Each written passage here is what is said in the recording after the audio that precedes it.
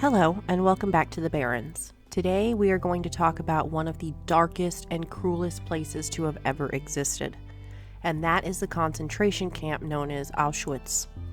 It was the largest and deadliest of the 6 allocated annihilation camps during World War II. Auschwitz was a concentration camp established by the Nazis in 1940. It was in the Polish city of Auschwitz, annexed by Germany in 1939 and taken over by the Third Reich. It was 15.44 square miles and had subcamps. Over 1.3 million people were deported to this camp, and over 1.1 million people died, either from harsh conditions, extermination, or forced labor. According to the Holocaust Encyclopedia, there were 3 purposes for Auschwitz. 1. To imprison enemies of the Nazi regime. 2. Provide forced labor in SS-owned enterprises. And 3. To murder small, targeted groups of the population that the Nazis perceived posed a risk to Germany. Prisoners were given color-coded triangles to wear on their backs. This was so guards could identify the person's background and then try to pit people against each other. Also, according to the Holocaust Encyclopedia, political prisoners like communists, socialists, and trade unionists had red triangles. Green was worn by common criminals. The Roma and others that the Germans considered asocial or shiftless wore black triangles. Jehovah's Witnesses wore purple, and the homosexuals wore pink.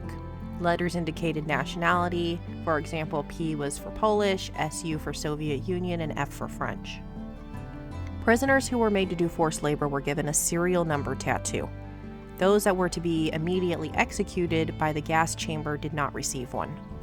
There unfortunately were many atrocities that occurred in Auschwitz. In Block 10, for example, physicians would experiment on prisoners.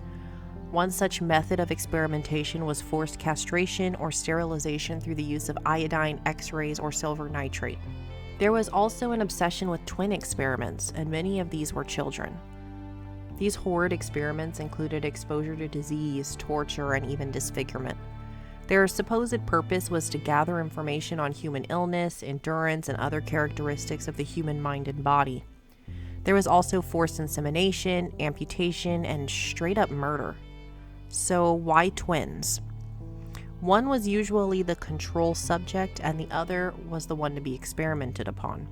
The Nazis were also fixated on trying to change genes in order to remove the ones that they did not find favorable. A well-known set of twins taken from Czechoslovakia were Vera and Olga Kriegel. They were only 5 years old at the time of their abduction. The twins and their mother were taken to SS Captain Josef Mengele. As they got off the cattle cars, stepping upon dead bodies, they found Mengele intrigued by the mother's Aryan features and the twins' dark eyes. So they were selected for experimentation. They were forced into a shack meant for horses where 200 people filled a space meant for only 28 equestrians. With only a bucket for using the bathroom and straw on the floor, they lived like animals for 2 months. They received shots in their backs that made them ill, causing vomiting, fever, and other symptoms. Mengele wanted to try and change the color of the twins' eyes. His fascination was so deep that they recall seeing eyes pinned all along a board in his lab. After Vera fainted from the pain, she remembers they dripped a liquid into her eyes. Though she didn't know it at the time, this substance was actually drawn from babies born in Auschwitz that had beautifully bright pupils. Vera fought him, which kept her alive because Mengele saw her as a warrior, and she made it difficult to continue experimenting on her. This torture went on for nearly a year.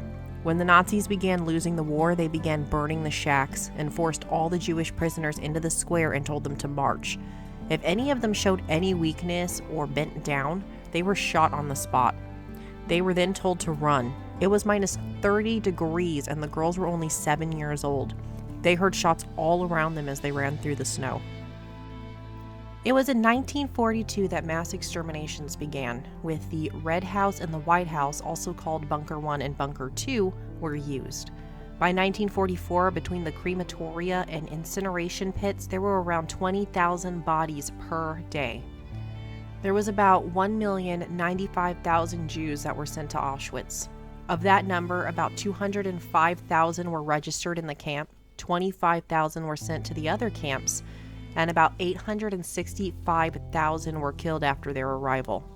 Including non-Jews that were murdered, the number increases to about 900,000.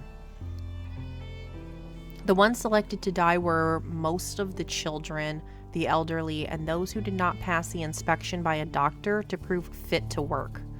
Most of those selected to die were told they would be deloused and sent to the gas chamber thinking they were getting a shower. Guards would then drop gas into the chamber. Lieb Langfuss, who was a member of the Sonderkommando, buried his diary near the crematorium 3 in Auschwitz II. It was originally written in Yiddish and found in 1952, signed AYRA, and this is a small excerpt from that diary. It would be difficult to even imagine that so many people would fit in such a small room. Anyone who did not want to go inside was shot or torn apart by the dogs. They would have suffocated from the lack of air within several hours. Then all the doors were sealed tight and the gas thrown in by way of a small hole in the ceiling. There was nothing more that the people inside could do, and so they only screamed in bitter, lamentable voices. Others complained in voices full of despair, and others still sobbed spasmodically and sent up a dire, heart-rending weeping, and in the meantime, their voices grew weaker and weaker.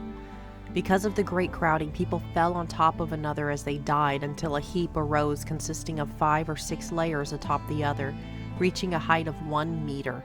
Mothers froze in a seated position on the ground, embracing their children in their arms, and husbands and wives died hugging each other. Some of the people made up a formless mass. Others stood in a leaning position, while the upper parts from the stomach up were in a lying position. Some of the people had turned completely blue under the influence of the gas, while others looked entirely fresh, as if they were asleep.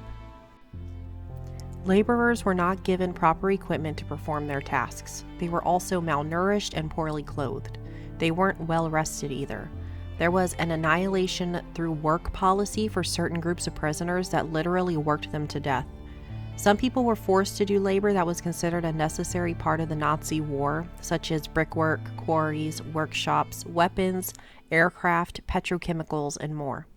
Others were given ridiculous tasks for the simple purpose of work and embarrassment. Only a few thousand survivors were found when Soviets arrived in the camp on January 27, 1945. Soldiers remember having to try and convince many of the prisoners that the Nazis were actually gone. This is a disgusting display of human cruelty. It really shows just how dark and devious a human heart can truly be. If you have any questions or comments, please leave them down below. And until next time, stay safe, stay healthy, and thank you for joining me in the Barrens.